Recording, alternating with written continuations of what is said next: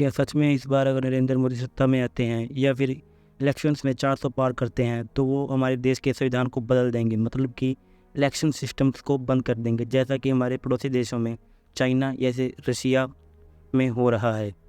Hello friends, मेरा नाम है अभिषेक और आज हम आ गए हैं एक नई लेटेस्ट वीडियो के साथ, जिसमें हम बात करेंगे कि अगर हमारे देश के प्रधानमंत्री फिर से सत्ता में आते हैं तो देश में क्या क्या चेंजेस आएंगे।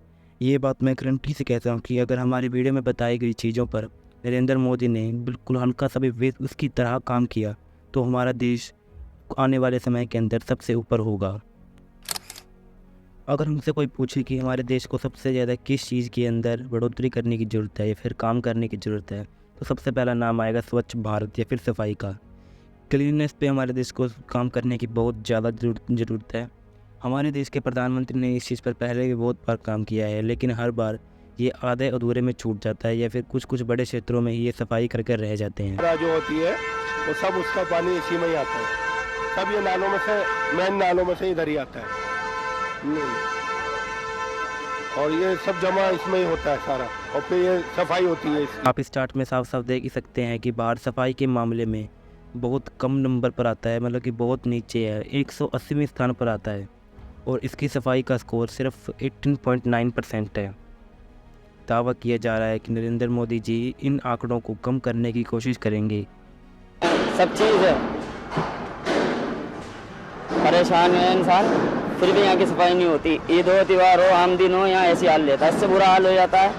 तो कुछ भारत एक ऐसा देश है जिसके अंदर सफाई के मामले में कोई भी बढ़ोतरी नहीं है।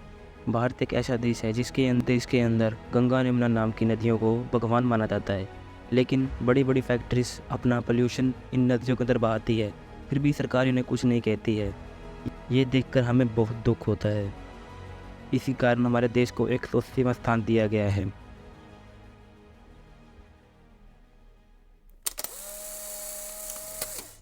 जैसा कि आप तो जानती हैं एक देश के लिए उसकी इकोनॉमी कितनी ज़रूरी होती है।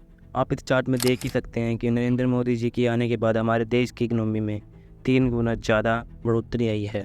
इससे पहले हमारे देश की इकोनॉमी में इतना बड़ा पुलअप कभी नहीं आया था। और इतना ही नहीं, मोदी जी का कहना है कि 2027 तक हमारे देश की economy world 3rd largest economy बन जाएगी।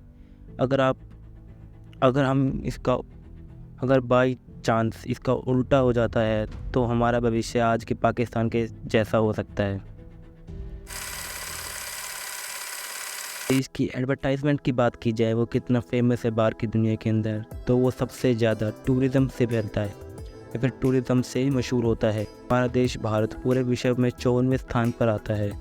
हो सकता है कि आने वाले टाइम में ये 54वें स्थान से घटकर कुछ ऊपर या फिर नीचे हो जाए। हमारे देश के प्रधानमंत्री अगर इन इलेक्शनों में जीतते हैं तो वो अपने क्षेत्रों में अपना योगदान 100% देंगे। और अब वीडियो की सबसे मेन बात, क्या अब की बार इलेक्शन में अगर मोदी जी जीत जाते हैं या फिर सत्ता में मोदी जी आते हैं तो क्या इलेक्शन सिस्टम बंद कर दिया जाएगा? तो इसका साफ साफ जवाब है नहीं।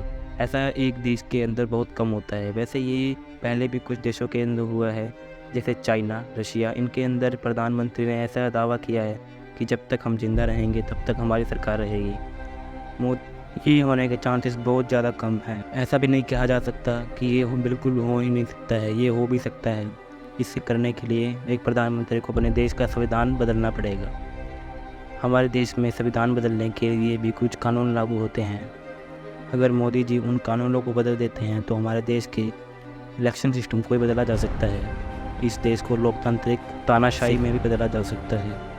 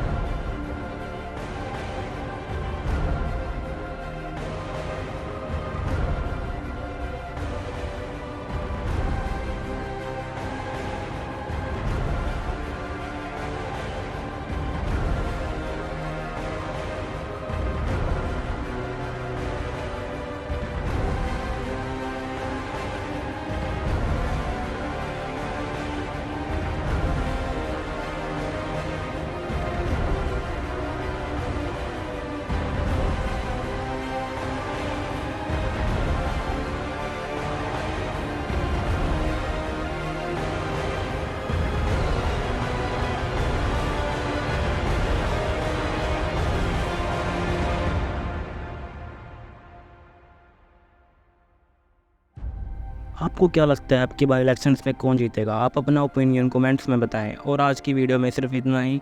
अगली वीडियो को आप वेट करें, अगली वीडियो हमारी बहुत अच्छी चीज़ पर आने वाली है। मिलते हैं किसी नेक्स्ट टॉपिक के अंदर नई वीडियो के साथ। तब तक के लिए जय हिंद, जय भारत।